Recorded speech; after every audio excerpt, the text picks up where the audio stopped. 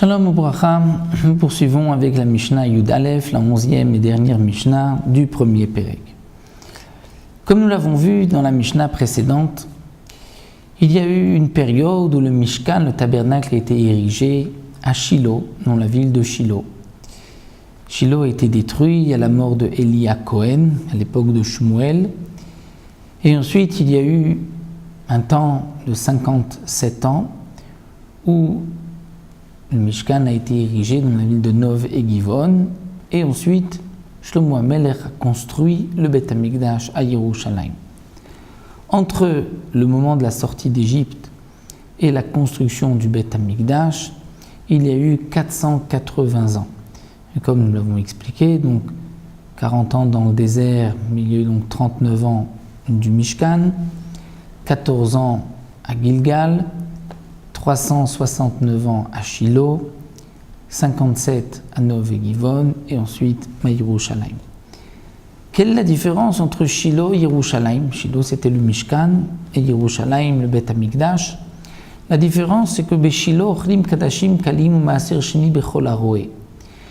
Un Kadashim Kalim, c'est-à-dire un korban d'une kedusha entre guillemets légère, comme un korban Shlamim, qui est mangé aussi par son propriétaire, comme un korban Pessah, comme un korban le Bechor, Maaser. Ces corbanotes doivent être mangés à Yerushalayim, à l'intérieur de la muraille.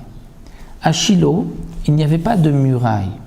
On pouvait manger les Kadashim Kalim ou bien le Maaser Sheni, c'est-à-dire ce prélèvement de Maaser.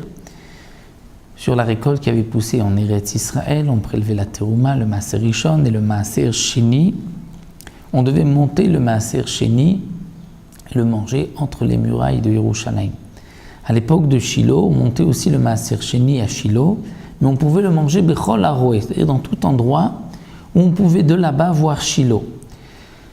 Donc c'était une koula, chose de particulier à Shilo, que tout endroit où on pouvait de là-bas voir Shilo, on pouvait manger là-bas des korbanot Kadashim Kalim, comme un korban Shlamim, comme un korban Pessah, où on pouvait manger le Maaser Sheni, ce prélèvement de Maaser Sheni, de deuxième Maaser, puisqu'il y a le Maaser Rishon qui est donné au Lévi. Alors que Yerushalayim Lifni Minachoma, c'est uniquement à l'intérieur de la muraille de la ville.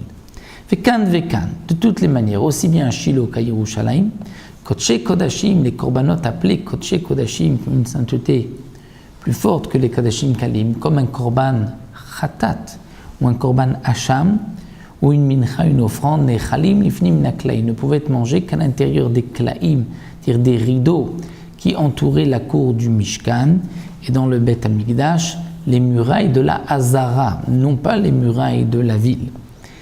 Un dernier point, Kedushat Shilo Yesh Achara Eter. Une fois que Shilo a été détruite, les Bamot ont été permises pendant l'époque de Nov et Givon. Donc la Kedusha de Shilo a, Acharé après elle, Eter, une permission de faire des Bamot. Alors que Kedushat Yerushalayim en Acharé Eter. Après Yerushalayim, nous n'avons plus la possibilité de faire des korbanot, puisque une fois que Yerushalayim, le Beth HaMikdash, a été construit, Akadosh Baruch Hu nous a interdit définitivement les autels particuliers en dehors du Beth HaMikdash. Donc même si fut une époque où nos ancêtres ont pu faire des sacrifices en dehors du Beth HaMikdash avant que le Mishkan ait été érigé, ou pendant la période de Gilgal, ou la période de Nov et Givon, malgré tout, aujourd'hui, on ne peut plus faire de korbanot. C'est ce que la Mishnah nous enseigne, Kedushat Yerushalayim Acharé Eter, on ne peut plus faire d'autel, puisqu'il n'y a que cet endroit, l'endroit de Har HaMoria, là où se trouvait le Beth HaMikdash, c'est uniquement là-bas qu'on peut faire des korbanot. Voici, nous avons terminé le premier Pérek, on se retrouvera pour le deuxième Pérek, et on reprendra les halachot de la Megillah.